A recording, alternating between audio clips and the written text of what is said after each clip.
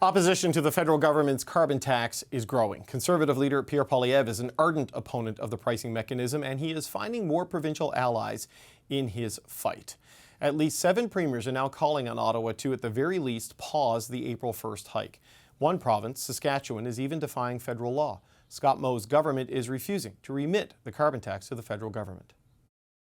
Let's bring in one of the lead architects of the federal carbon tax policy. Catherine McKenna served as Minister of Environment from 2015 to 2019. Catherine McKenna, it's good to see you again. Great to see you. So you faced opposition to the carbon tax, but what we're seeing now is we have these AXA tax rallies with big numbers, a majority of premiers coming out against it, and Saskatchewan's Premier Scott Moe is even flat out defying the law. What do you make of where we are on this now? Well, much of this is not a surprise. I lived this. Pierre Poilievre actually asked every question in the House of Commons, probably starting in 2016. He has always been against climate action. He's always been against a conservative measure. And by the way, Brian Mulroney advised on the price on pollution because he thought it was one of the most efficient ways, and you give money back to people. And Scott Moe, he doesn't even have a climate plan.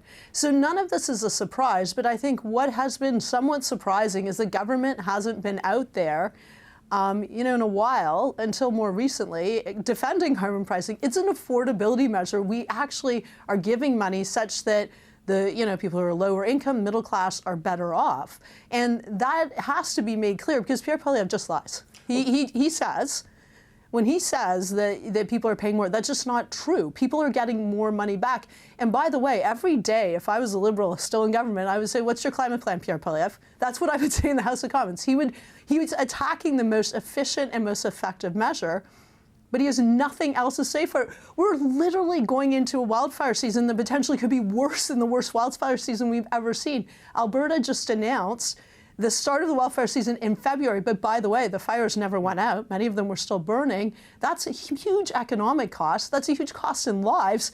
And we're fighting a competition with the US, Europe and China to attract investment. So he has no plan. But I think the Liberals have to go on the offensive on this one. How do they do that? Because you can make the argument for the need to do action on climate change, but when you look at the popularity of the retail carbon tax, the carbon price that we all pay when we fill up our car or whatever, people find that there's polling showing that they think it's bad policy. It's gone from 60% of people voting for parties that supported it to like more than 40% saying this is bad policy versus just a third who think it's good policy now. So why is that happening? Because we literally have the leader of the opposition with no climate plan, with no plan to grow a clean economy, attacking it and lying every day. So how do you defend against that? You have to be out there and actually talking about what you're doing, and you better put Pierre Poilievre in the hot seat because this guy wants to be Prime Minister. This isn't like conservative university debate club where you get to use cheap, misleading slogans.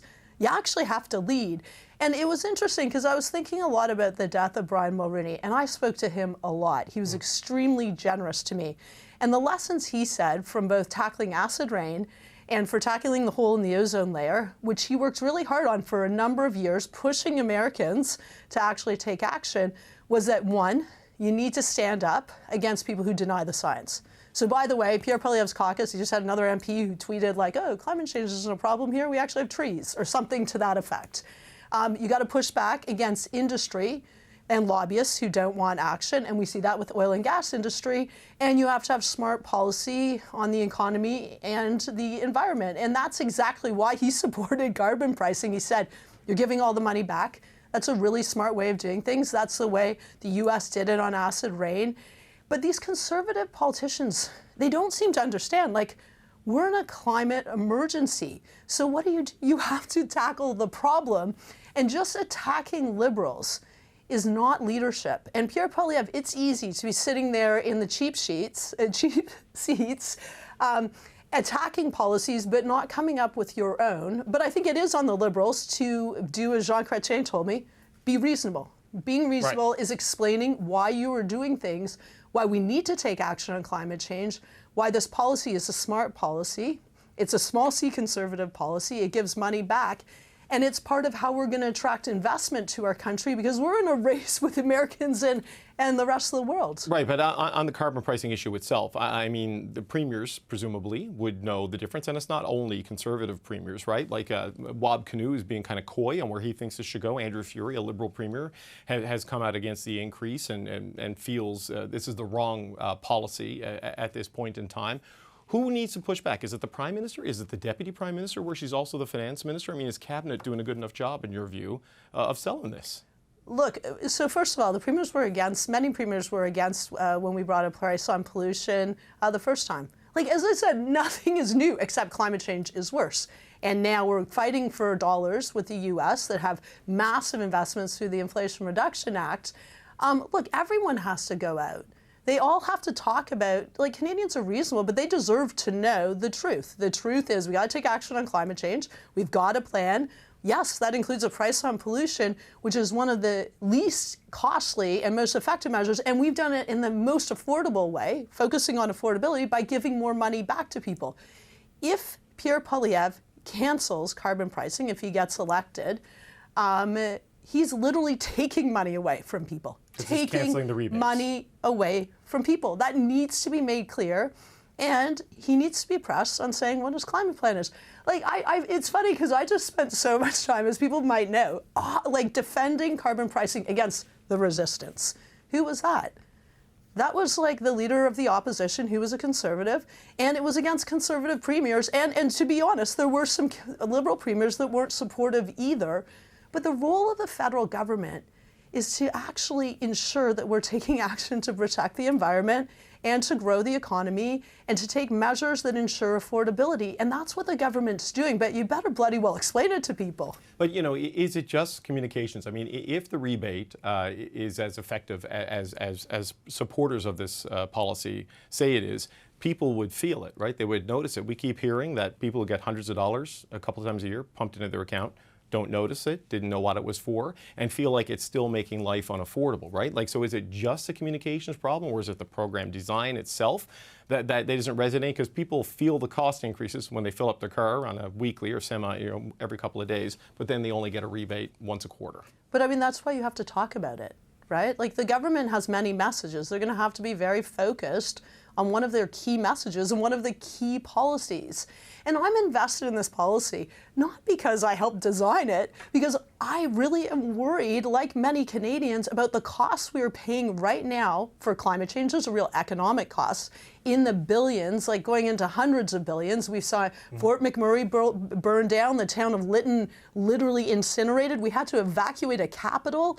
We had hundreds of people, 600 people died in Vancouver when we had a heat wave, and it's only accelerating. And the flip side is we have the solutions, except as we've seen, conservative premiers actually fight them. Doug Ford canceled renewable projects. Danielle Smith puts a pause and then penalizes them.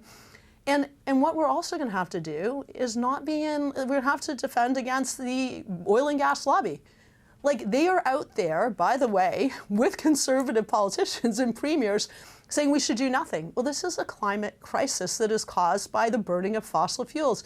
And so, look, I think Canadians are reasonable, but you better go out there with a clear message and start putting Pierre Poilievre on the hot seat. What is he going to do? If he is so great and so smart, then what would he do to tackle climate change and attract investment? Well, and we don't know yet what his plan is. Because he has no plan. In 2007, Stephen Harper said to an audience in Germany, he said climate change is probably the biggest threat to Canada.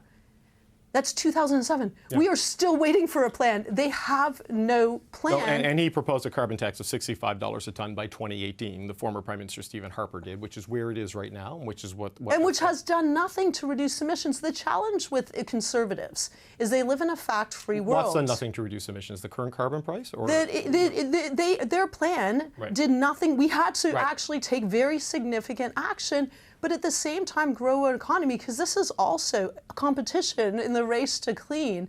But the challenge with conservatives is that they don't believe, like progressive conservatives and Brian Mulroney did, that conserving the environment is a conservative value. It's also an economic opportunity, and that's how we have to move forward. But I think Liberals are going to have to be very clear that this is about a choice. And they're going to have to be clear about what they have done. And then they're going to have to ask Pierre Poilievre, what are you going to do? But it's not just conservatives. And just as a final point, Bonnie Crombie says she will not bring in a provincial carbon pricing scheme should Pierre Poilievre become Prime Minister, scrap the federal one, and she becomes Premier of Ontario. The Liberal leader in Nova Scotia, the Liberal leader in New Brunswick, many of the leadership candidates for the leadership of the NDP in Alberta, Rachel Notley, a champion of this. Her party is saying maybe the time of the consumer carbon tax is over. There is a shift away from this, not just on the conservative side of the political argument, but on the progressive side as well. You know what I learned in politics, and I'm not in politics anymore, but I only work on climate change, that hard things are hard. And you know what? We have to do hard things, because the hardest thing we got to do is tackle climate change. And we got to actually grow our economy, and we have to stop being held hostage by oil and gas, which is also supporting all of these messages that are telling us, they're telling fibs, that we actually have to take action on climate change, and you can do it in a way that's smart. That includes carbon pricing. That also includes investing in renewables, which we've seen conservative politicians attack. So look, I don't know what, I'm not in government anymore. I do know that you got to show leadership.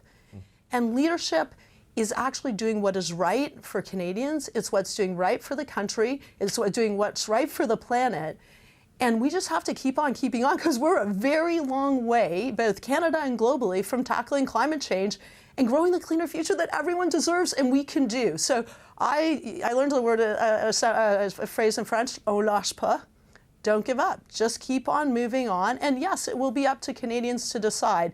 But I think it's quite clear that the Liberals have a credible, serious plan that has affordability at the heart of it. And the Conservatives have no plan. Catherine McKenna, we're out of time. Thank you so much for coming in today. Appreciate it. Thanks.